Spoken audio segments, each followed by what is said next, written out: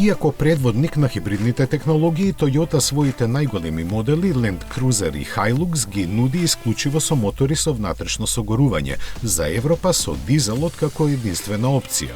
Но не е се така црно. Почнувајќи од првиот квартал идната година, тие ќе може да користат хидратизирано растително масло HVO100.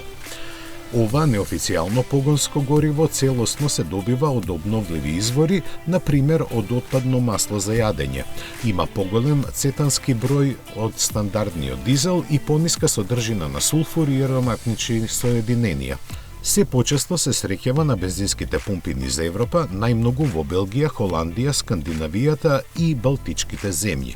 Расте и неговото производство, кое моментално има достигнато ниво од околу 4 милиони тони годишно, со амбиции до крајот на деценијава да се стигне до 15 милиони. Користењето на HVO100 не бара никакви промени во стилот на возење, а од техничка страна е потребно прилагодување на системот за впрскување бидејќи има помала густина. Моторот, чија сила скромно се зголемува и понатаму ќе може да работи на стандарден дизел, што е предност за регионите каде ова гориво не се среќава многу често. Ваквите возила кои Toyota ќе ги продава само во западноевропските земји ќе се произведуваат во Јужна Африка.